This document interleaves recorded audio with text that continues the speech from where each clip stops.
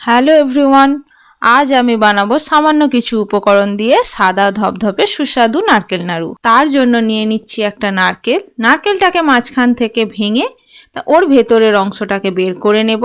নারকেলের এই পিছনের কালো অংশটাকে আমরা বাদ দিয়ে পরিষ্কার করে নেব। স্কিপ না করে ভিডিওটা শেষ পর্যন্ত দেখতে থাকুন। একে একে সব নারকেলটা পরিষ্কার করে নিয়েছি।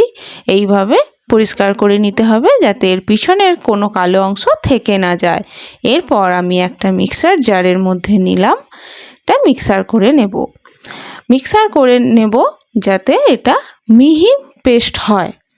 এর মধ্যে একটুও যেন গোটা অংশ থেকে না যায়, এটা একটু লক্ষ্য রাখবেন। এটা যদি গোটা অংশ থেকে যায় তাহলে কিন্তু এটা মুখের মধ্যে ভালো লাগবে না। তো সেই জন্য এটা একদম মিহি করে নেব। এরপর লো টু মিডিয়ামে গ্যাস রেখে কড়াইয়ের মধ্যে 1 চামচ ঘি দিয়ে দেব। ঘিটা হালকা গরম হয়ে এলে যে মিক্সার গ্রাইন্ডারে আমরা নারকেলটা পেস্ট করেছিলাম ওটা কড়াইয়ের মধ্যে দিয়ে দেব। দিয়ে হালকা করে ওটাকে নাড়াচাড়া করতে থাকবো। গ্যাস কিন্তু খেয়াল রাখতে হবে যেন লো টু মিডিয়ামে থাকে, কেন এর বেশি যদি আঁচটা আমরা বাড়িয়ে দিই তাহলে নারকেলটা বসে যেতে পারে। আর একটুও যেন নিচে বসে না যায়, বসে যদি যায় তাহলে কিন্তু জিনিসটা পুড়ে যাবে, পোড়া গন্ধ ছাড়তে পারে। নারকেলটা ভালো করে আমরা নেড়ে নেব যাতে ওর মধ্যে একটুও রস থেকে না যায়। এটা শুকিয়ে গেলে আমরা নামিয়ে নেব। ওই কড়াইতেই একটা নারকেলের জন্য লাগবে 250 গ্রাম চিনি। চিনিটা দিয়ে ওর মধ্যে একটু জল দিয়ে দেব।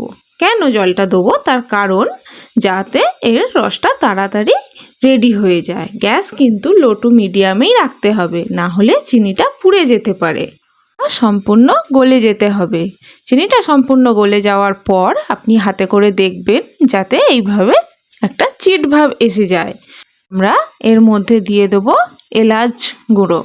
আমি আগের থেকে 2টো এলাচকে ফাটিয়ে গুঁড়ো করে রেখেছিলাম, সেই এলাচের গুঁড়োটা এই চিনির মধ্যে রসের মধ্যে দিয়ে দেব। এলাচ গুঁড়োটা দেওয়ার পর আমরা যে আগের থেকে নারকেলটা হালকা নেড়ে রেখে দিয়েছিলাম সেই নারকেলটাই চিনির রসের মধ্যে দিয়ে দেব। গ্যাস কিন্তু লো টু মিডিয়ামেই রাখতে হবে, না হলে কিন্তু জিনিসটা পুড়ে যেতে পারে। পুড়ে যদি যায় তাহলে কিন্তু খেতে একদমই ভালো লাগবে না। এটা হালকা হাতে নাড়াচাড়া করতে করতে এর পুরো রসটা শুকিয়ে নিতে হবে। দেখতেই পাচ্ছেন আমার কড়াইতে একদম রস শুকিয়েই গেছে। এই রকম করে পুরো রসকে শুকিয়ে নিতে হবে। এতটাই শুকিয়ে নেবেন না যাতে না নাড়ুটা আমরা পাকাতে পারি। নাড়ুটা পাকানোর জন্য কিছুটা রসের প্রয়োজনও থাকে। এইভাবে শুকিয়ে গেলে আমরা একটা জায়গায় তুলে নেব, কিছুক্ষণ ঠান্ডা করতে দেব। কিন্তু এমন ঠান্ডা করব না যাতে আমরা যখন পাকাবো জিনিসটা আর পাকানো না যায়। হালকা হাতে আমাদের হাতের মধ্যে যাতে এর তাপটা আমরা নিতে পারি সেই মতো ঠান্ডা করতে দেব। ঠান্ডা হয়ে গেলে আমরা আস্তে আস্তে একটা নাড়ুর শেপে পাকিয়ে নেব।